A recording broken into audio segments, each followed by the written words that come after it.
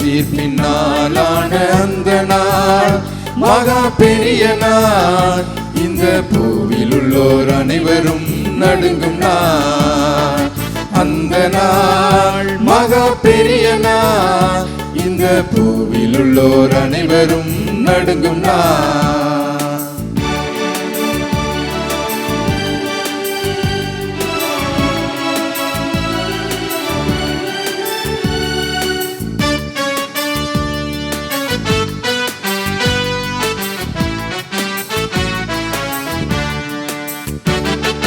நீதியும் அநீதியும் பிரிக்கப்படுமே. அவர் ஜீவனும் அக்கினையும் அடைந்திடவே. நீதியும் அநீதியும் பிரிக்கப்படுமே. அவரவர் ஜீவனும் அக்கினையும் அடைந்திடவே. நியாய தீர்ப்பின் நாளான அந்த நாள் மகா பெரிய நாள். இந்த பூவில் உள்ளோர் அனைவரும் நடுங்கும் நாள். அந்த நாள் மகா பெரிய நாள். இந்த பூவில் உள்ளோர் அனைவரும் நடுங்கும் நாள்.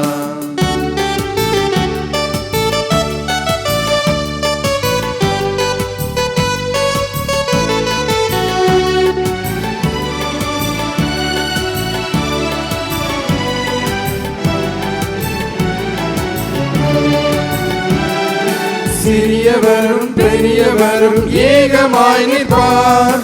தங்கள் தங்கள் கிரியைகளின் பங்கை பெற்றிட. சிறியவரும் பெரியவரும் ஏகமாய் நிற்பார். அங்கு தங்கள் தங்கள் கிரியைகளின் பங்கை பெற்றிட. நியாய தீர்ப்பின் நாளான அந்த நாள் மகா பெரிய நாள். இந்த பூவில் உள்ளோர் அனைவரும் நடுங்கும் நாள். அந்த நாள் மகா பெரிய நாள். இந்த பூவில் உள்ளோர் அனைவரும் நடுங்கும் நாள்.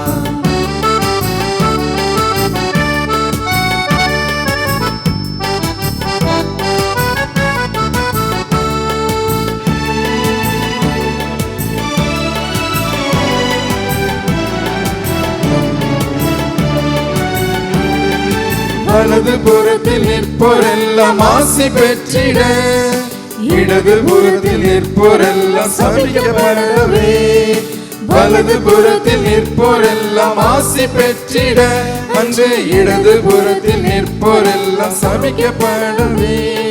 நியாய தீர்ப்பின் நாளான அந்த நாள் மகா பெரிய நாள். இந்த பூவில் உள்ளோர் அனைவரும் நடுங்கும் நாள். அந்த நாள் மகா பெரிய நாள். இந்த பூவில் உள்ளோர் அனைவரும் நடுங்கும் நாள்.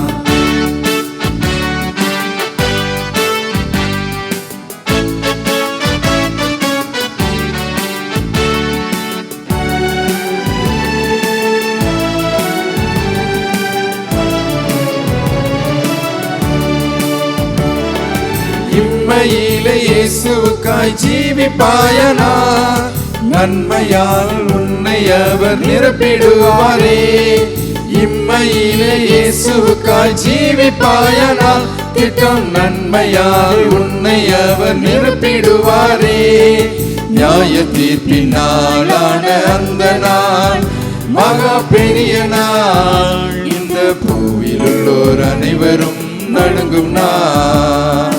அந்த நாள் மகா பெரிய நாள். இந்த பூவில் உள்ளோர் அனைவரும் நடுங்கும் நாள். இயேசு கிறிஸ்துவின் இனிய நாமத்திலே உங்கள் யாவருக்கும் எங்களுடைய அன்பான வாழ்த்துக்களை தெரிவித்துக் கொள்கிறோம். வாரந்தோறும் காணொளி காட்சி மூலமாகவும் ஹெவன் டிவி மூலமாகவும் கர்த்தருடைய வார்த்தைகளை கேட்கிற அருமையான சகோதர சகோதரிகளை நாங்கள் வாழ்த்துகிறோம். கர்த்தர் உங்கள் அனைவரையும் ஆசீர்வதிப்பாராக. கண்களை மூடி நாம் ஜெபிப்போம். சர்வ வல்லமையுள்ள எங்கள் தேவனாகிய கர்த்தாவே, நன்றியோடு கர்த்தருடைய நாமத்தை நாங்கள் மகிமைப்படுத்துகிறோம். உமக்கே ஸ்தோத்திரங்களை ஏறெடுக்கிறோம். சென்று போன நாட்களெல்லாம் கர்த்தர் எங்களை எத்தனை நேர்த்தியாய் அற்புதமாய் எங்களை வழிநடத்தி வந்திருக்கிறீர். வரக்கூடிய நாட்களிலும் அப்படியே உம்முடைய கிருபை எங்களை தாங்கி வழிநடத்தப் போகிறபடியால் நன்றியோடு கர்த்தருடைய நாமத்தை நாங்கள் ஸ்தோத்திரிக்கிறோம். உம்முடைய வார்த்தைகளை கேட்கிற அருமையான தேவ ஜனத்தை மென்மேலும் ஆசிர்வதித்து நல்ல சுகபலன் ஆரோக்கியம் நீண்ட ஆயுளை கொடுத்து நீர் வெளிப்படும் நாள் மட்டும் காத்து கொள்ளும்படியாய் வேண்டிக் கொள்கிறோம். உமக்கே மகிமை உண்டாகட்டும். துதி கணம் மகிமையெல்லாம் உமக்கே ஏறெடுக்கிறோம். இயேசு கிறிஸ்துவின் மூலமாய் வேண்டிக் கொள்கிறோம் பரிசுத்த பிதாவே, ஆமென். கர்த்தருக்கு மகிமை உண்டாவதாக. மார்க் சுவிசேஷம் 7ஆம் அதிகாரம் 32 வரைக்கும் வாசிக்க கேட்கலாம். அங்கே கொன்னைவாயுடைய ஒரு செவிடனை அவரிடத்தில் கொண்டு வந்து அவர் தமது கையை அவன் மேல் வைக்கும்படி வேண்டிக் கொண்டார்கள். அப்பொழுது அவர் அவனை ஜனக்கூட்டத்தை விட்டு தனியே அழைத்து கொண்டு போய் தம்முடைய விரல்களை அவன் காதுகளில் வைத்து உமிழ்ந்து அவனுடைய நாவை தொட்டு வானத்தை அண்ணாந்து பார்த்து பெருமூச்சு விட்டு எப்பத்தா என்றார். அதற்கு திறக்கப்படுவாயாக என்று அர்த்தமாம். உடனே அவனுடைய செவிகள் திறக்கப்பட்டு அவனுடைய நாவின் கட்டும் அவிழ்ந்து அவன் செவ்வையாய் பேசினான். கர்த்தருக்கு மகிமை உண்டாகட்டும். ஆண்டவராகிய இயேசு இந்த பூமியிலே அவர் நடமாடின நாட்களில் அவர் செய்த அற்புதங்கள் அதிசயங்கள் ஏராளம். அவற்றில் ஒன்று தான் இங்கே ஒரு மனிதன் சுகம் பெற்ற சம்பவம் இந்த இடத்திலே எழுதப்பட்டிருக்கிறது. அவனுக்கு செவ்வையாய் பேச இயலாது, கொன்னைவாயுடைய மனிதன் என்றும், காதும் கேட்காது. அவனை குணப்படுத்த வேண்டும் என்று ஆண்டவரிடத்திலே கொண்டு வந்தாங்க. கர்த்தர் அவனை ஜனக்கூட்டத்தை விட்டு தனியே அழைத்து கொண்டு போய் வானத்தை பார்த்து எப்பத்தா திறக்கப்படுவாயாக என்றார். அவனுடைய செவிகள் திறவுண்டது, அவனுடைய நாவின் கட்டுகளும் அவிழ்ந்தது, அவன் செவ்வையாய் பேசினான் என்று வேதத்திலே இங்கே நாம் வாசிக்க கேட்டோம். ஒருவேளை நமக்கெல்லாம் அந்த மாதிரி இல்லை. கர்த்தர் நல்ல அழகான வாயை படைத்தார். நன்றாய் பேசக்கூடிய கிருபையை தந்திருக்கிறார். இங்கே அவன் செவ்வையாய் பேச இயலாதவன். இன்றைக்கு நம்முடைய வாழ்க்கையை எடுத்துக்கொண்டா செவ்வையாகவும் பேசுறதில்லை, செம்மையாகவும் பேசுறதில்லை. நமக்கு தேவன் தந்த வாழ்வு ஒரே ஒரு வாழ்வு. இந்த வாழ்வு முடிந்தா அவ்வளவுதான், அடுத்து நித்தியம். ஒன்று கீழே அல்லனா மேலே. இந்த ஒரே ஒரு வாழ்க்கையில் நாம் பேச வேண்டிய காரியங்களை கொஞ்சம் நம்ம சிந்திக்க வேண்டும். செம்மையான காரியங்களை.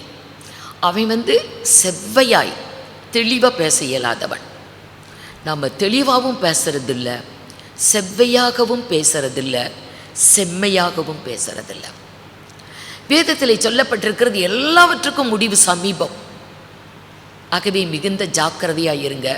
ஜெபம் பண்ணுறதுக்கு எல்லாவற்றுக்கும் முடிவு சமீபம் என்று.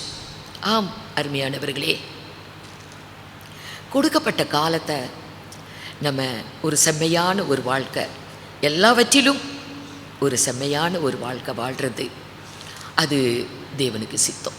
இந்த ஒரே ஒரு வாழ்வை நாம் கர்த்தருடைய ஜனமாக வாழ்ந்தா அதுதான் நல்லது. இந்த பூமியிலே தேவன் அவருடைய ஜனமென்று சொல்லுவதற்காகவே ஒரு கூட்ட ஜனத்தை தேவன் தெரிந்து கொண்டு அவர்களுடைய வாயிலே தேவன் தம்முடைய வார்த்தையை அருளுகிறார் என்று சொல்லப்பட்டிருக்கிறது. உங்களை என் ஜனமென்று சொல்லுவதற்காக என் வார்த்தையை உங்கள் வாயில் அருளினேன் என்று வேதத்தில் பார்க்கலாம். ஏசாயா தீர்க்கதரிசியின் புஸ்தகம் 51ஆம் அதிகாரம் 16வது வசனம். நான் வானத்தை நிலைப்படுத்தி நான் வானத்தை நிலைப்படுத்தி பூமியை அஸ்திபாரப்படுத்தி சீயோனை நோக்கி நீ என் ஜனம் என்று சொல்வதற்காக நான் என் வார்த்தையை உன் வாயிலே அருளினேன். என் கரத்தின் நிழலினால் உன்னை மறைக்கிறேன். அவருடைய ஜனமென்று ஒரு கூட்ட ஜனத்தை அவர் தெரிந்து கொள்ளுகிறார். நீங்கள் என் ஜனம் என்றவர் சொல்வதற்காகவே அவருடைய வார்த்தையை நம்முடைய வாயில அவர் அருளுகிறார். ஆகவே அவருடைய வார்த்தையை நம்ம பேசணும். கர்த்தருடைய வார்த்தை அதுதான் செம்மையான வார்த்தை, நல்ல வார்த்தை, பிறருக்கு பிரயோஜனமானது, நம்முடைய வாழ்வுக்கும் பிரயோஜனமானது. கர்த்தர் நம்முடைய வாயிலே அவருடைய வார்த்தையை அருளுகிறார், வார்த்தையை கொடுக்கிறார். நாம் அது பேசணும். ஆனால் இன்னைக்கு உலகத்தில் மனிதர்களை பார்த்தா எல்லாமே பேசுவாங்க. அரசியலா, விஞ்ஞானமா, இன்னும் உலக சம்பந்தமான காரியங்களா ரொம்பவே அருமையாக பேசுவாங்க. ஆனால் அதே நேரத்தில் அவர்கள் சபைக்கு வரும் பொழுது கர்த்தரை பற்றி 2 வார்த்தை பேசணும் அப்படின்னா என்னால் முடியாது. கர்த்தர் செய்த நன்மைகளை குறித்து சாட்சி சொல்லணும்னா அது இயலாது. ஜெபிக்கணும் என்றா தெரியாது அப்படின்னு சொல்லக்கூடிய தேவ பிள்ளைகள் நிறைய பேர் இருக்கிறாங்க சபைக்குள்ள.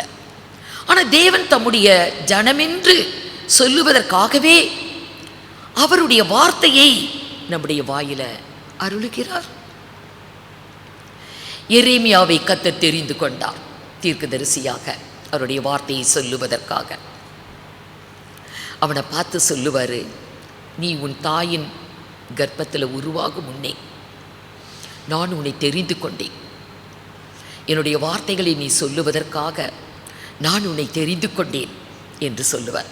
எரேமியா 1 அதிகாரம் 5வது வசனம். நான் உன்னை தாயின் வயிற்றில் உருவாக்கும் முன்னே உன்னை அறிந்தேன். நீ கர்ப்பத்திலிருந்து வெளிப்படும் முன்னே நான் உன்னை பரிசுத்தம் பண்ணி உன்னை ஜாதிகளுக்கு தீர்க்கதரிசியாக கட்டளையிட்டேன் என்று சொன்னார். கர்த்தருடைய வார்த்தைகளை பேசுவதற்காக, கர்த்தருடைய வார்த்தைகளை ஜனங்களுக்கு அறிவிக்கிறதற்காக நான் உன்னை தெரிந்து கொண்டேன் என்று சொன்னார். அப்பா அவன் என்ன சொன்னான்? நம்மளை மாதிரி தான், நம்மள அநேகரை போல எல்லாமே பேச முடியும், ஆனால் கர்த்தருக்குரிய காரியங்களை பேசுறதுக்கு தான் எனக்கு தெரியாது, முடியாது என்று விலகி கொள்ளுவாங்க. இவன் அப்போ சொன்னான், கர்த்தராகிய ஆண்டவரே, இதோ நான் பேச அறியேன், நான் சிறு பிள்ளையாயிருக்கிறேன். நம்மள எத்தனை பேர் அப்படி வாழ்ந்து கொண்டிருக்கிறோம். வயது எத்தனை ஆயிருச்சு, எத்தனை வருடங்கள் வீணாய் கழித்து போட்டோம். எஞ்சி இருக்கிற நாட்களை நாம் பயன்படுத்த வேண்டும். கர்த்தருக்காக, கர்த்தருடைய வார்த்தைகளை பேசுவதற்காக, கர்த்தர் செய்த நன்மைகளை சாட்சியாய் அறிவிக்கிறதற்காக, கர்த்தருடைய காரியங்களுக்காக நம்மை அர்ப்பணிக்க வேண்டும். அருமையானவர்களே, இங்கே இவன் சொன்னா, ஆண்டவரே நான் சிறு பிள்ளை, நான் பேச அறியேன். அப்ப கர்த்தர் அதற்கு என்ன சொன்னாரு? ஆனாலும் கர்த்தர் நான் சிறு பிள்ளை என்று நீ சொல்லாதே, சிறு பிள்ளை என்று சொல்லாதே, நான் உன்னை அனுப்புகிற எல்லாரிடத்திலும் அனுப்பக்கூடிய எல்லாரிடத்திலும் நீ போய் நான் உனக்கு கட்டளையிடுகிறவைகளை எல்லாம் பேசுவாயாக. நான் என்ன சொல்றேனோ அதை நீ பேசணும், என்ன கட்டளையிடுகிறனோ அதை நீ பேசணும், என்னுடைய வார்த்தைகளை நீ பேச வேண்டும் என்று சொன்னதோடு கூட நீ யாரை கண்டு பயப்படாத, நீ அவங்களுக்கெல்லாம் பயப்படாத. நான் உன்னை காக்கும்படி நான் உன்னுடனே கூட இருக்கிறேன் என்று கர்த்தர் சொல்லி, கர்த்தர் தமது கரத்தை நீட்டி அவனுடைய வாயை தொட்டு, இதோ என் வார்த்தைகளை உன் வாயில் வைக்கிறேன், என்னுடைய வார்த்தைகளை உன்னுடைய வாயில நான் வைக்கிறேன். நான் அனுப்பக்கூடிய இடத்துல எல்லாம் நீ போய் பேசணும், நான் கட்டளையிடுகிறவைகளை நீ பேசு என்றார். எதற்காக தேவன் தம்முடைய வார்த்தையை சாதாரண ஒரு மனுஷனுடைய வாயில வைக்கிறாரு? ஆண்டவர் சொன்னது என்ன? நீ என் ஜனமென்று உன்னை நான் சொல்லுவதற்காக என் வார்த்தையை உன் வாயில் வைக்கிறேன், என் கரத்தின் நிழலினால் உன்னை மறைக்கிறேன். கர்த்தருடைய வார்த்தைகளை கர்த்தர் நம்முடைய வாயில அருளுகிறார். நாம் அதை பேசும்போது நாமே தேவஜனம், நாமே கர்த்தருடைய பிள்ளைகள், அவருடைய ஜனமென்று நம்மை அவர் சொல்லுவதற்காகவே நம்முடைய வாயில அவர் இந்த வார்த்தைகளை வைக்கிறார். எரேமியா கர்த்தருடைய வார்த்தைகளை பெற்று கொண்டவனாய் கர்த்தர் அனுப்பக்கூடிய இடங்களுக்கெல்லாம் சென்று கர்த்தர் சொல்லக்கூடிய வார்த்தைகளை எல்லாம் அவன் பேசினான். அதனால எத்தனை பாடுகள், வேதனைகள், பிரச்சனைகள் அவனுடைய வாழ்க்கையில் வந்த போதிலும் அவன் கர்த்தருடைய வார்த்தைகளை கர்த்தர் சொன்னபடி அவன் தேவனுடைய பிள்ளையாய் தேவனுடைய ஜனமென்று சொல்லுவதற்காக அவன் கர்த்தருடைய வார்த்தையை பேசினான் என்று பார்க்கலாம். அப்படியே மோசேயை குறித்து பார்க்கலாம். மோசேயை கிட்ட கர்த்தர் சொல்லுவார், நான் உன்னை பார்வோனிடத்தில் அனுப்புகிறேன், நீ போ, பார்வோனிடத்தில் நீ பேசு, என் ஜனங்களை அனுப்பிவிடு, அவங்க எனக்கு ஆராதனை செய்யணும் என்று நீ சொல்லு என்று கர்த்தர் பார்வோனிடத்தில் மோசேயை அனுப்புவார். அப்போ மோசே சொல்லுவான், ஆண்டவரே, நீங்கள் என்கிட்ட பேசுறதுக்கு முன்னாடியோ அல்லது அதற்கு பின்னாடியோ நான் பேசுறதுல வல்லமை உள்ளவன் அல்ல, திக்கு வாயு மந்தனாவும் உள்ளவன், நான் பேச அறியேன், எனக்கு பேச தெரியாது என்று அவன் சொல்லுவான். யாத்திராகமம் 4ஆம் அதிகாரம் 10-12 வரைக்கும். அப்பொழுது மோசே கர்த்தரை நோக்கி ஆண்டவரே, இதற்கு முன்னாவது தேவரீர் உமது அடியனோட பேசினதற்கு பின்னாவது நான் வாக்கு வல்லவன் அல்ல, நான் திக்குவாயும் மந்தனாவும் உள்ளவன் என்றான். அப்பொழுது கர்த்தர் அவனை நோக்கி, மனுஷனுக்கு வாயை உண்டாக்கினவர் யார்? ஊமையனையும் செவிடனையும் பார்வை உள்ளவனையும் குருடனையும் உண்டாக்கினவர் யார்? கர்த்தராகிய நான் அல்லவா? ஆதலால் நீ போ, நான் உன் வாயோடே இருந்து பேச வேண்டியதை உனக்கு போதிப்பேன் என்றார். எனக்கு வாக்கு வல்லமை இல்லை, நான் அப்படி என்னால் பேச முடியாது அப்படின்னு சொன்னதுக்கு கர்த்தர் சொன்னார், மனுஷருக்கு வாயை உண்டாக்கினது யார்? வாயையும் செவிகளையும் ஒவ்வொரு அவயவங்களையும் உண்டாக்கினது யார்? ஊமையனை படைத்தவர் யார்? செவிடனை படைத்தவர் யார்?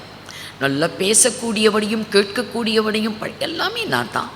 ஆகவே நீ பயப்படாத, நீ போ, நான் உன் வாயோடு இருந்து நீ பேச வேண்டியதை உனக்கு போதிப்பேன் என்றான். நான் உன் வாயோடு கூட இருந்து நீ என்ன பேசணுமோ நான் அதை உன் வாயோடு கூட இருந்து நான் பேசுவேன் என்று சொன்னார். ஆம், நீ என் ஜனமென்று சொல்லுவதற்காக என் வார்த்தைகளை உன் வாயிலே அருளினேன். கர்த்தர் நல்லவர். எனக்கு ஒரு 18 வயது இருக்கும்.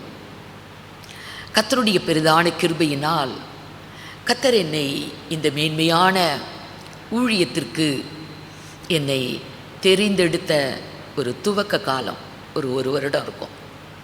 அப்பொழுது என்னுடைய சொந்த ஊருக்கு நான் சென்று என்னுடைய பெற்றோரை காணும்படி அங்கே சென்றிருந்தேன். அது ஒரு சின்ன கிராமம். அங்கே ஒரு சிஎஸ்ஐ சர்ச் இருந்தது.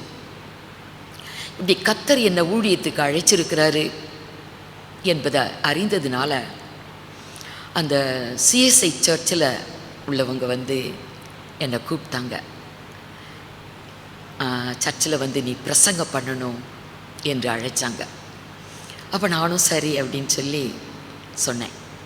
என்னுடைய பெற்றோர் சந்தோஷமாக அழைச்சிக்கிட்டு போனாங்க. ஆனாலும் அவங்களுக்கு இவ என்ன பேசுவா, இவ எப்படி பேசுவா, இவளுக்கு ஒன்றுமே பேச தெரியாதே, பேச்சு திறமை இல்லையே, என்ன பேச போகிறா என்று அவங்களுக்கு மனதில் ஒரு கலக்கம்தான். அப்போ நான் அந்த சர்ச்சில் போய் பிரசங்கம் பண்ணினேன். கர்த்தருடைய வார்த்தைகளை அந்த சிஎஸ்ஐ சர்ச்சில் பேசும்போது என்னுடைய தகப்பனாரும் என்னுடைய தாயாரும் மிகவும் கண்ணீர் விட்டு அவங்க அழுதாங்க. ஏன் அப்படி அவங்க கலங்கி அழுதாங்கன்னா, என்னுடைய தாயும் தகப்பனும் என்னை நினைக்கும் போது இவளுடைய எதிர்காலம் எப்படி இருக்கும், இவ எப்படி இந்த உலகத்தில் வாழ போகிறா என்று அவர்கள் என்னுடைய குழந்தை பருவத்தில் மிகவும் ஏங்கி தவித்தவர்கள். ஏன்னா எனக்கு ஒரு 8 வயது இருக்கும். அந்த டைமில் என்னோட பாட்டி வீட்டில் நானும் என்னுடைய அண்ணனும் தங்கி ஸ்கூலுக்கு சென்று வருவோம். என்னுடைய பெற்றோர் வேலையின் நிமித்தமாக ஆனமலை ஹில்ஸில் அவங்க அங்கே இருந்தாங்க. அப்போ சாயங்கால வேலையில் ஸ்கூல் முடித்து வரும்போது என் கூட படித்த பிள்ளைங்க எல்லாருமே சாயங்காலம் போய் பக்கத்தில் இருக்கிற ஒரு ஆறு, அந்த ஆற்றில் குளிக்கிறது வழக்கம். அப்போ நான் ஒவ்வொரு நாளும் இதே போல் ஸ்கூல் முடித்து வந்து அந்த ஆற்றுக்கு போவோம் குளிக்க. என்னுடைய பாட்டி சொல்லுவாங்க, நாங்கள் இருந்த அந்த ஊரில் தண்ணிக்கு கொஞ்சம் கஷ்டம், நீ அங்கே போறியே கொஞ்சம் தண்ணி எடுத்துகிட்டு வா அப்படின்னு சொல்லுவாங்க. அப்போ நான் ரொம்ப சின்ன பிள்ளை, அதனால் ஒரு சின்ன இவ்வளோ பெரிய ஒரு சின்ன பாத்திரம் அதை என்னிடத்துல கொடுத்து விட்டு, நீ வரும்போது இதில் தண்ணி கொண்டு வாம்பாங்க. நான் சரின்னு சொல்லி, ஏன்னா சரின்னு சொன்னால் தான் குளிக்க விடுவாங்க. அந்த தினந்தோறும் அந்த மாதிரி அந்த பாத்திரத்தையும் எடுத்துக்கிட்டு போய் குளிச்சு வரும்போது அது நிறைய தண்ணி கொண்டு வருவேன். அந்த பாத்திரம் செம்பு பாத்திரம், காப்பர். இது போல் ஒரு நாள் தண்ணி எடுத்துக்கிட்டு நான் வீட்டுக்கு வந்துட்டுருக்கிறேன்.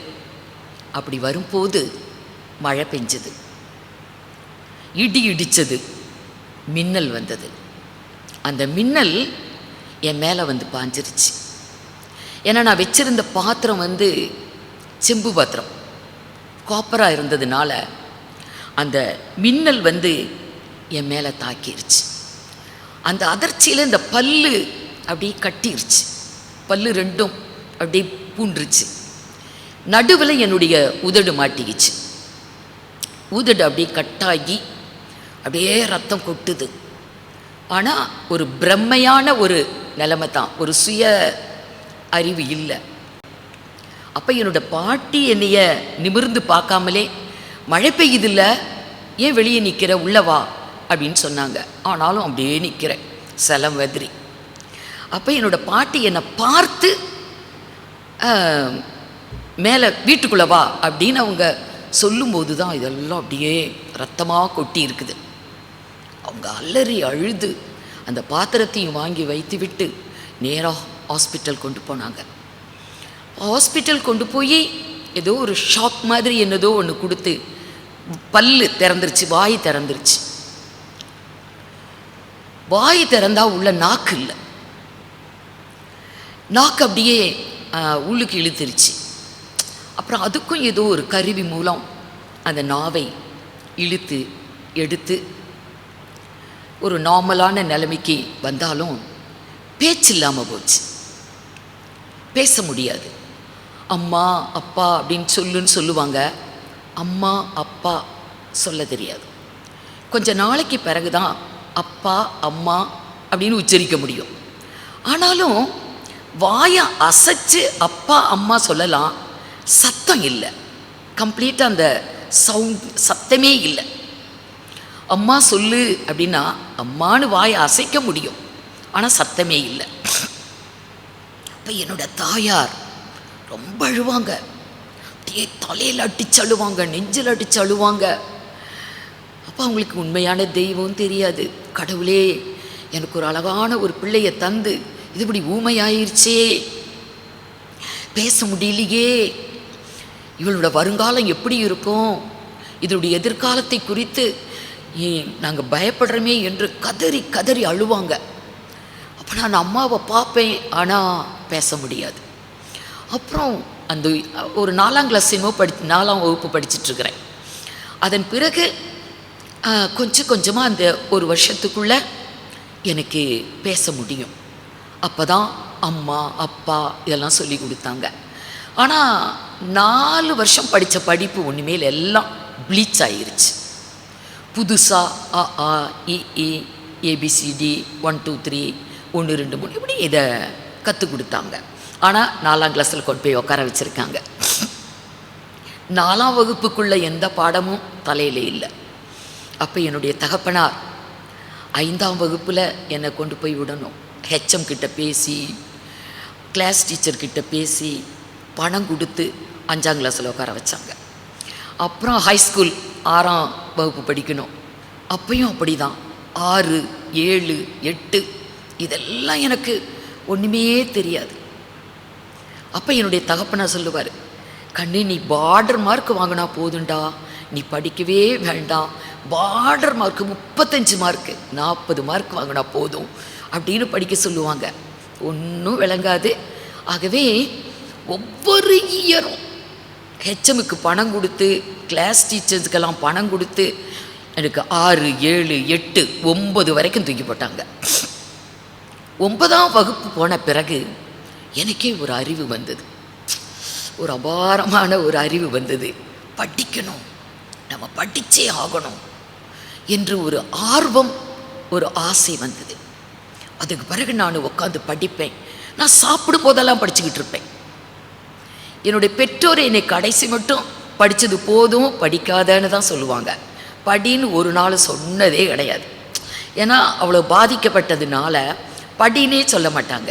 அப்படி இருக்கும்போது என்னுடைய தகப்பனார் கோயம்புத்தூர் கூட்டிகிட்டு போகிறாங்க. நான் படித்த இடம் ஆனமலை ஹில்ஸ், அங்கே காலேஜ் எல்லாம் கிடையாது. அப்போ கோயம்புத்தூருக்கு கூட்டிகிட்டு போய் கிருஷ்ணம்மா காலேஜ், அங்கே அந்த கல்லூரிக்கு சென்று அதெல்லாம் சுற்றி காமிச்சாங்க. பாரு எவ்வளோ அழகான கட்டடங்கள், நீ இங்கே படிக்கணும், நான் அதை விரும்புகிறேன், நீ படிப்பியா என்று என்னோடய தகப்பனார் ஆசையாக கேட்டாங்க. அப்போ என்னோடய அப்பாவிட்ட சொன்னேன், நான் படிப்பேன்ப்பா, கட்டாயம் நான் இந்த காலேஜில் நான் படிப்பேன்ப்பா என்று என்னோட அப்பாவிடத்தில் சொன்னேன். அப்படியே +12 முடித்த பிறகு, எஸ்எஸ்எல்சி முடித்த பிறகு அந்த காலேஜில் கொண்டு போய் என்னை சேர்த்தாங்க. காலேஜில் சேர்த்தப்போ தான் அங்கே வைத்து தான் மெய்யான தெய்வம் இயேசு என்பதை அறிந்து கொள்ள என்னுடைய மனக்கண்ணை கர்த்தர் திறந்து, என் பெயர் சொல்லி கர்த்தர் அழைத்து இந்த மேன்மையான ஊழியத்திற்கென்று என்னை ஆண்டவர் பக்குவப்படுத்தி அவருக்காக பிரித்தெடுத்தார்.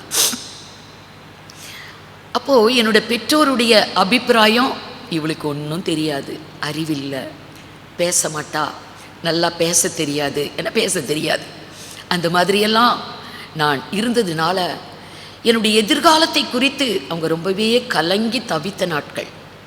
இப்போ எனக்கு 18 வயது ஆன போது சிஎஸ்ஐ சர்ச்சில் நான் பிரசங்கம் பண்ணுறேன். என்னுடைய பெற்றோர் கண்ணீர் விட்டு கதறிட்டாங்க, இவ்வளோ அழகாக பேசுவியா என்று. ஏன் இன்றைக்கு தகுதியில்லாத ஆட்களை கூட, தகுதியில்லாதவர்களை தேவன் தெரிந்தெடுத்து அவர்களுக்கு எதுக்கு வாயில வார்த்தையை கொடுக்கிறார்? இன்னொரு தரம் வாசிக்கலாம். எசாயா 51ஆம் அதிகாரம் 16வது வசனம், 51:16. நான் வானத்தை நிலைப்படுத்தி பூமியை அஸ்திபாரப்படுத்தி சீயோனை நோக்கி நீ என் ஜனம் என்று சொல்வதற்காக நான் என் வார்த்தையை உன் வாயிலே அருளி, நீ என் ஜனம் என்று சொல்லுவதற்காக, நம்ம தேவனுடைய பிள்ளைகள் என்று அழைக்கப்படுவதற்காக, அவர் நம்மை நீ என்னுடைய பிள்ளை, என்னுடைய ஜனம் என்று சொல்வதற்காகத்தான் கர்த்தர் தம்முடைய வார்த்தைகளை நம்முடைய வாயில் அருளுகிறார். இந்த வேதம் ஒன்றே சத்தியம், இந்த வேதம் ஒன்றே செம்மையான வார்த்தைகள், இந்த வேதம் ஒன்றே செவ்வையான வார்த்தைகள். இதை தேவன் தம்முடைய பிள்ளைகளுடைய வாயில் அருளுகிறார். நம்ம இதை பேசியே ஆகணும். ஒரே ஒரு வாழ்க்கை, இது நம்ம தேவனுக்கென்று வாழ வேண்டும்.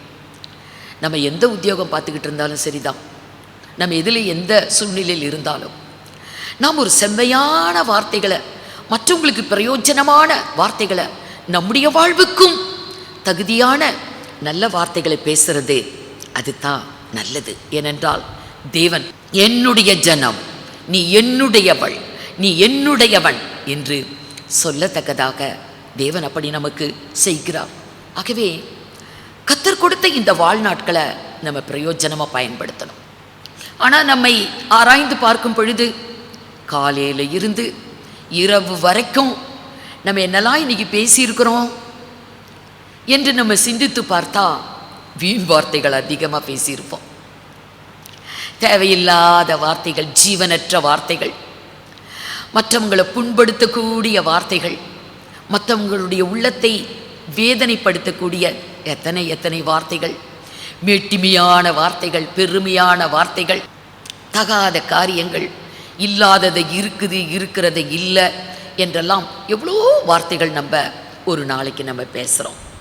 வேதத்தில் பார்த்தா ஆண்டவராகிய இயேசுவே சொன்னார், மனிதன் பேசக்கூடிய ஒவ்வொரு வார்த்தைகளுக்கும் கணக்கு கொடுக்கணுமா. ஆண்டவராகிய இயேசு சொன்ன காரியம் மத்தேயு சுவிசேஷம் 12ஆம் அதிகாரம் 36வது வசனம். மனுஷர் பேசும்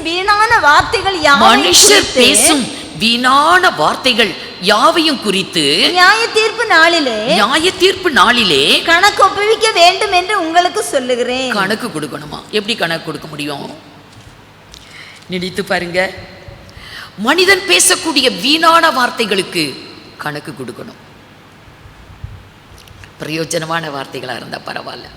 இந்த காலகட்டத்தில் எத்தனை மக்கள் தங்களுக்கு அருமையானவர்களை இழந்து, கணவரை இழந்த மனைவி, மனைவியை இழந்த கணவர், பிள்ளைகளை இழந்த பெற்றோர், பெற்றோரை இழந்த பிள்ளைகள் தனக்கு அருமையானவர்களை இழந்து தவித்து கொண்டு ஒரு ஆறுதல் கிடைக்காதா, ஒரு சமாதானம் கிடைக்காதா, ஒரு சந்தோஷம் கிடைக்காதா என்று மனுக்குலம் ஏங்கி கொண்டிருக்கிற இந்த நாட்களிலே நம்முடைய வார்த்தைகள் ஒரு செவ்வையான, ஒரு செம்மையான வார்த்தைகளாக இருந்தால் அவர்களுக்கு எத்தனை ஆறுதலை அளிக்கும். ஆனால் நம்ம பேசுகிற வார்த்தைகள் எல்லாம் வீண் வார்த்தைகள். அதிகமான வார்த்தைகள் வீணான வார்த்தைகள் தான். ஆண்டவராகிய இயேசு சொன்னார், மனுஷர் பேசும் வீணான வார்த்தைகள் யாவையும் குறித்து நியாய தீர்ப்பு நாளிலே கணக்கு ஒப்புவிக்க வேண்டும் என்று உங்களுக்கு சொல்லுகிறேன். எப்படி கணக்கு கொடுக்கறது? எப்படி கணக்கு கொடுக்க முடியுமா? இதெல்லாம் அவசியத்துக்கு தான் பேசுனேன் என்று நம்ம நியாய தீர்ப்பில் கணக்கு கொடுக்க முடியுமா? ஒவ்வொரு மனிதனும் நியாய தீர்ப்பில் நின்றாக வேண்டும். ஒவ்வொருவரும் கணக்கு கொடுக்க வேண்டும். வார்த்தைகளுக்கு மாத்திரம் அல்ல, நம்முடைய சிந்தைகளுக்கும், எண்ணங்களுக்கும், அந்தரங்கமான ஒவ்வொரு காரியங்களுக்கும், வெளியரங்கமான ஒவ்வொரு காரியங்களுக்கும், நாம் செய்த நன்மைக்கும் தீமைக்கும், எல்லா காரியங்களுக்கும் நியாய தீர்ப்பு உண்டு. ஒரு மனிதனும் தப்ப முடியாது. ஒரே ஒரு வாழ்க்கை. இனி எஞ்சி இருக்கிற நாட்களை நாம் கர்த்தருக்கென்று பயன்படுத்த வேண்டும். அருமையானவர்களே, கணக்கு கொடுப்பதற்கு ஒரு நாள் வந்து கொண்டிருக்கிறது. கணக்கு கொடுக்கணும். நம்ம பேசின வார்த்தைகளுக்கெல்லாம் கணக்கு கொடுக்க வேண்டும். ரோமருக்கு எழுதின நிருபம் 14ஆம் அதிகாரம் 12வது வசனம். ஆதலால் நம்மில் ஒவ்வொருவனும் தன்னை குறித்து தேவனுக்கு கணக்கு ஒப்புவிப்பான். தன்னை குறித்து தேவனுக்கு கணக்கு ஒப்புவிப்பான். ஒவ்வொரு மனிதனும் அவனை பற்றி கர்த்தருக்கு கணக்கு கொடுக்கணுமா?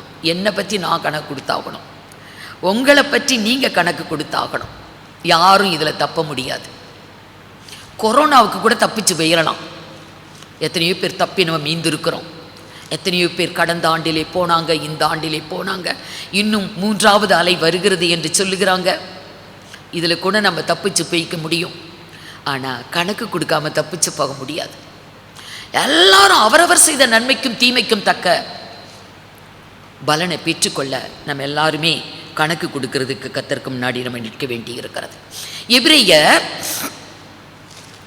4ஆம் அதிகாரம் 13ஆம் வசனத்திலும் அப்போஸ்தலனாகிய பவுல் சபைக்கு எழுதும் போது இப்படி சொல்லுகிறார். அவருடைய பார்வைக்கு மறைவான சிருஷ்டி அவருடைய பார்வைக்கு மறைவான சிருஷ்டி ஒன்றுமில்லை. கர்த்தருக்கு மறைவா நான் செய்யல, பேசல, போகல, வரல அப்படின்னு ஒன்றும் சொல்ல முடியாது. கர்த்தருடைய பார்வைக்கு மறைவான சிருஷ்டி ஒன்றுமில்லை. எல்லாம் அவருடைய பார்வையில வெளியரங்கமாய் இருக்கிறது. அந்தரங்கமான எந்த காரியமாய் இருந்தாலும் கர்த்தருடைய பார்வையிலே அது வெளியரங்கம். வாசிங்க.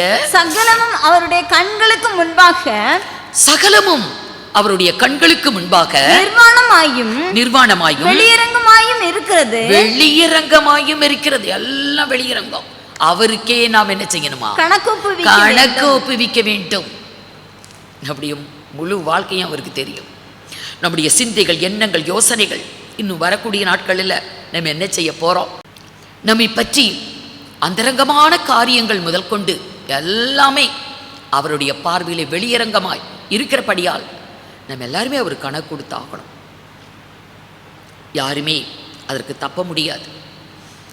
அதனால தான் அப்போஸ்தலனாகிய பவுல் கொரிந்து சபைக்கு எழுதும் போது நம்ம எல்லாருமே அவருக்கு முன்னாடி நியாயாசனத்துக்கு முன்பாக நம்ம எல்லாரும் வெளிப்பட வேண்டும், எல்லாரும் நம்ம நிற்போம் என்று சபைக்கு எழுதுவார். 2 கொரிந்தியர் 5ஆம் அதிகாரம் 10வது வசனம் பாருங்க.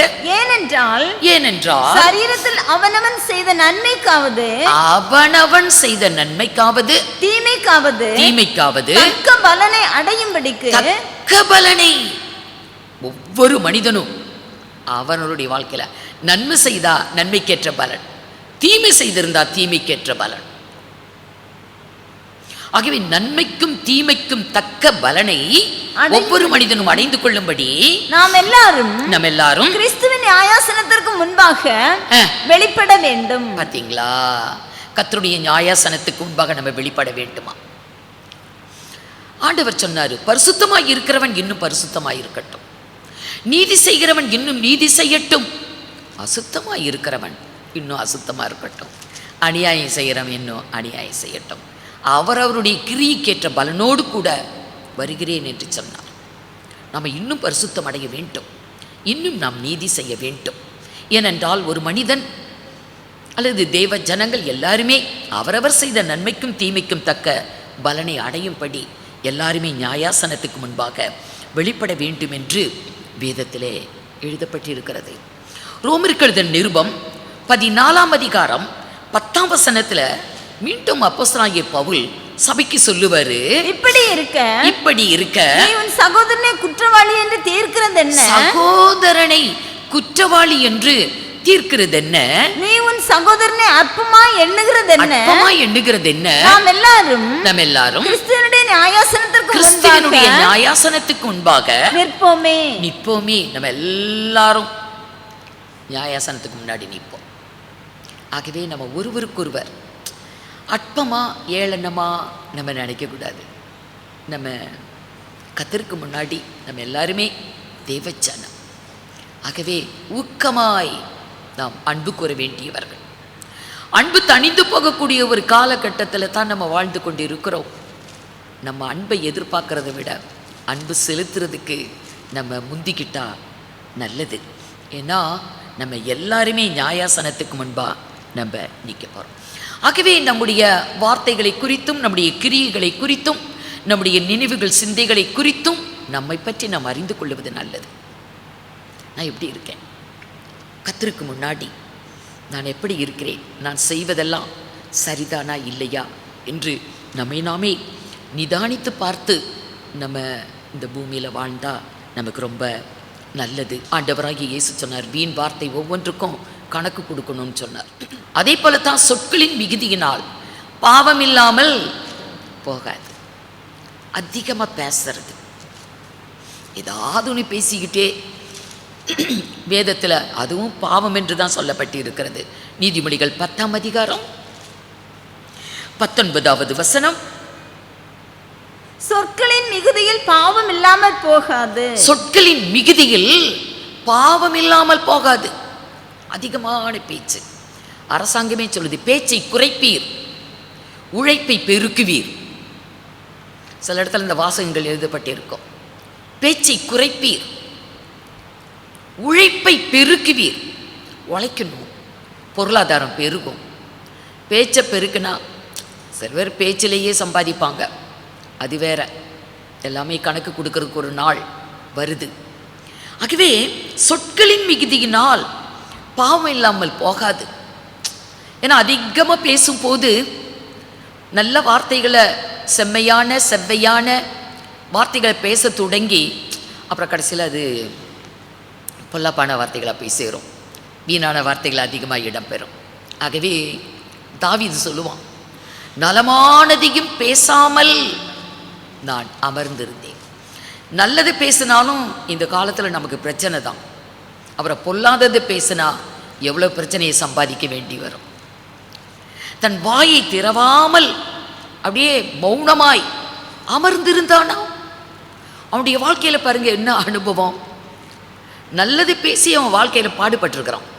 அதனால தான் நலமானதை கூட பேச வேண்டாம். எதுக்கு நன்மையை பேசுவானே, நல்லதுக்கு தான் சொன்னேன், ஆனால் அது பொல்லாப்பா போச்சு என்று நம்முடைய வாழ்க்கையிலேயே கூட எத்தனையோ சந்தர்ப்பங்களை நம்ம பார்க்கிறோம்.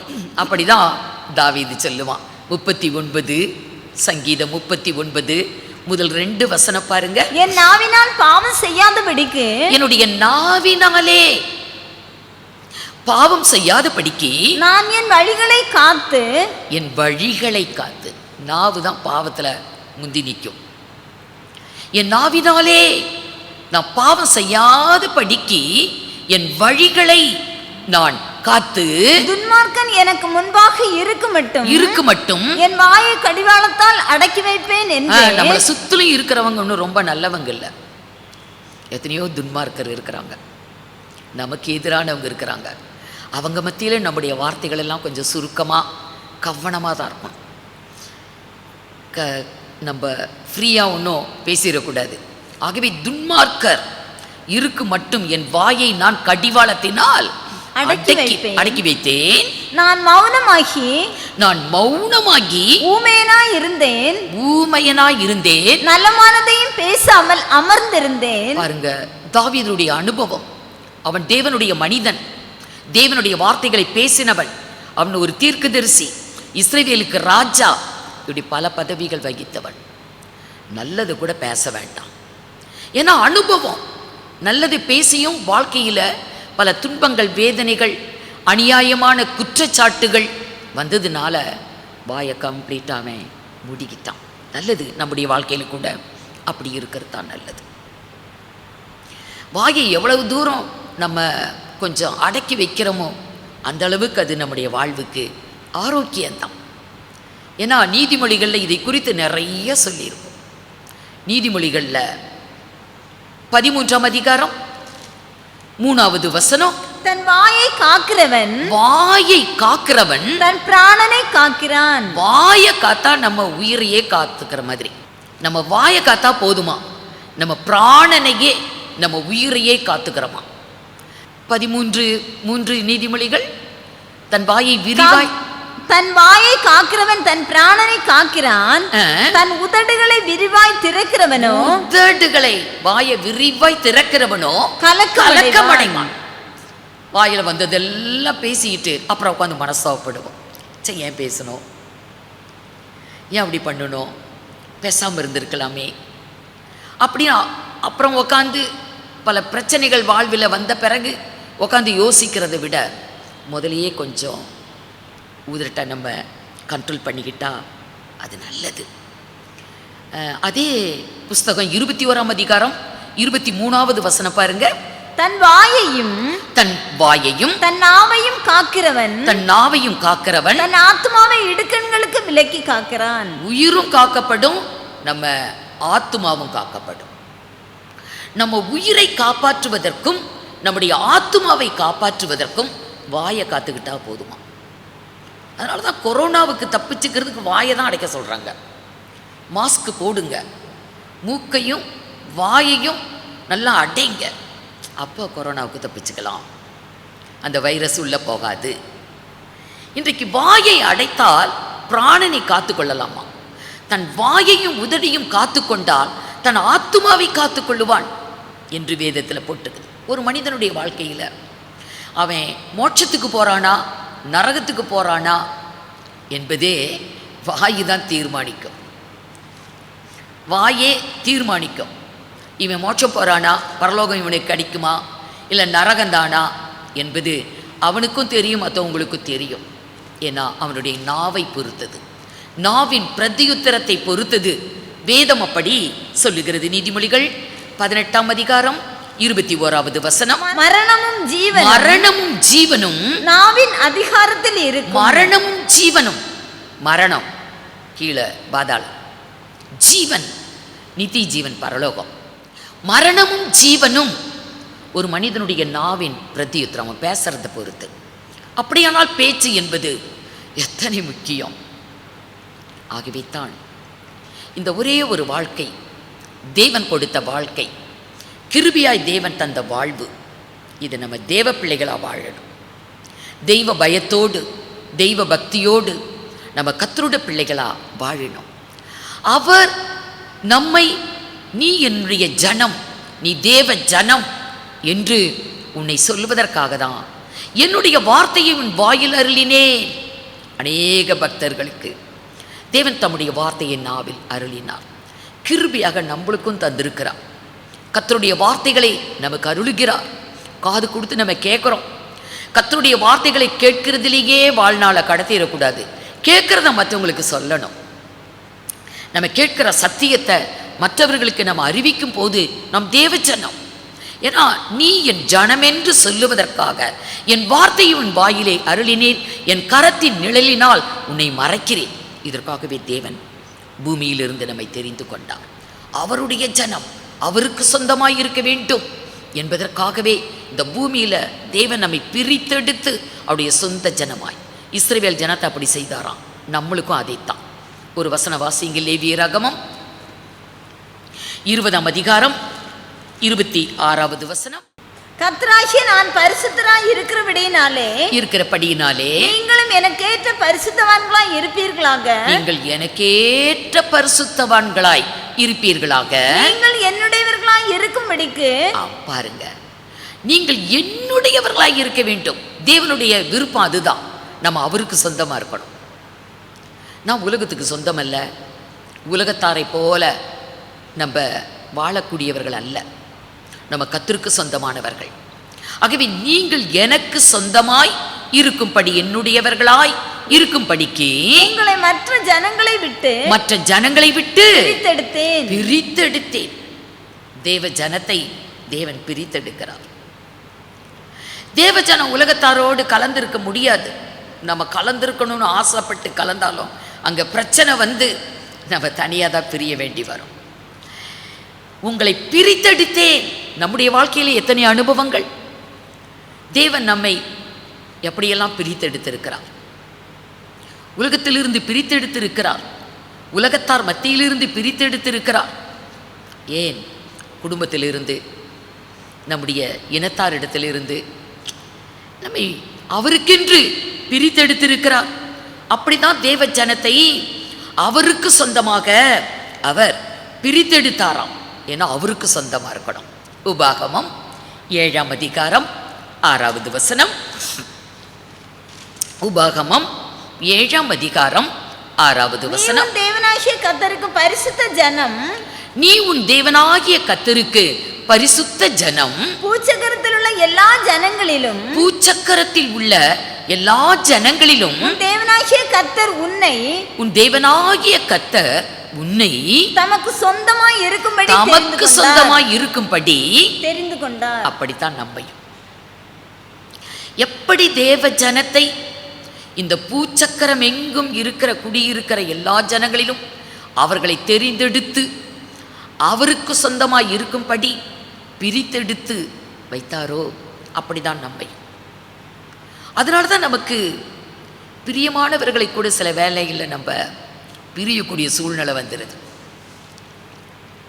கர்த்தரே அது உண்டு பண்ணுறது. அவருக்கு சொந்தமாய் இருக்கும்படி, அவருக்கு சொந்தமாய் இருக்கத்தக்கதாக நம்மை இந்த பூமியிலிருந்து கர்த்தர் பிரித்தெடுத்தார். ஆம் அருமையானவர்களே, எல்லாவற்றுக்கும் முடிவு சமீபம்.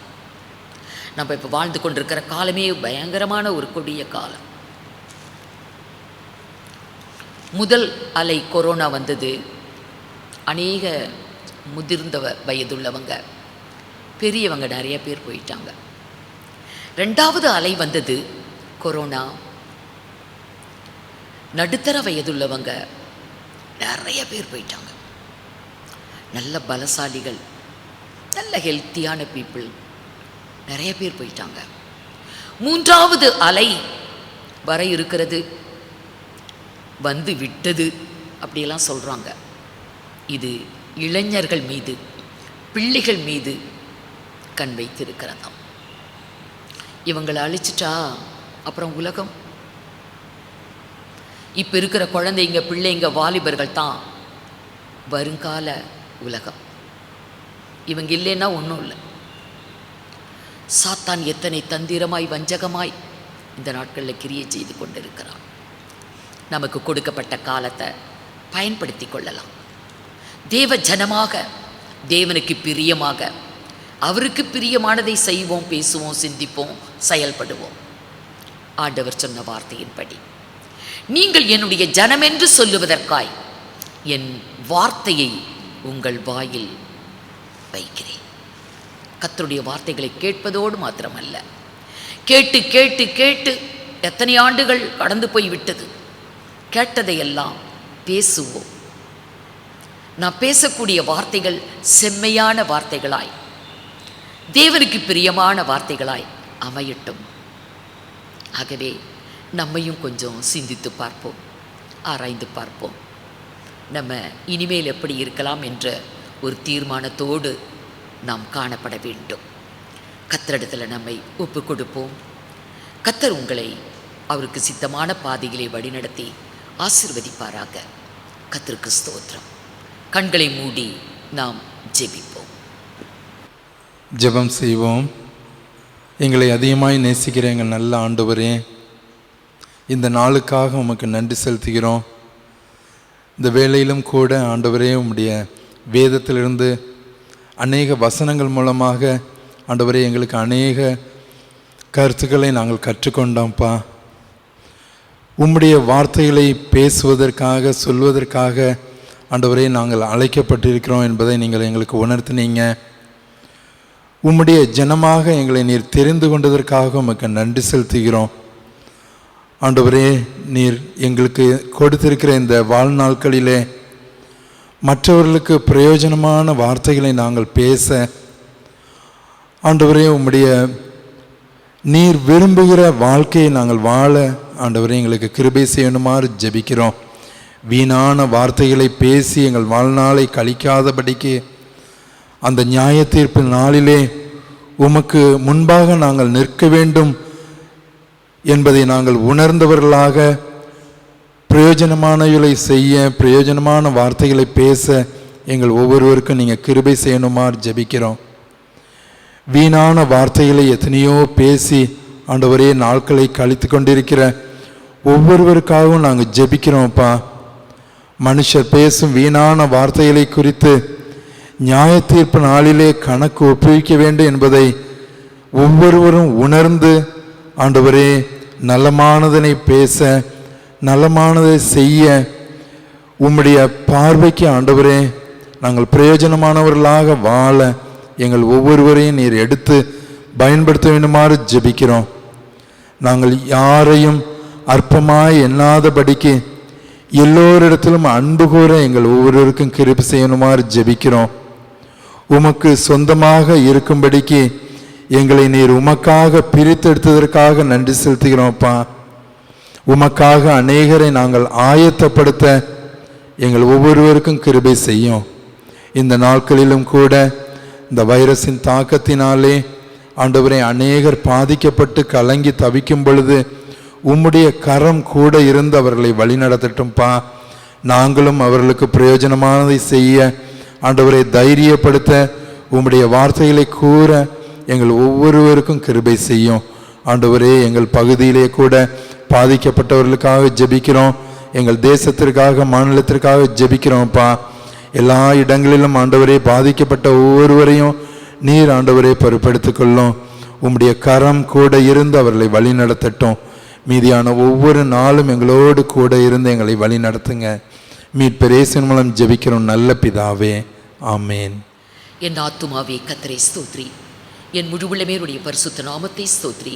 என் ஆத்துமாவே கர்த்தரை ஸ்தோத்ரி, அவர் செய்த சகல உபகாரங்களையும் மறவாதே.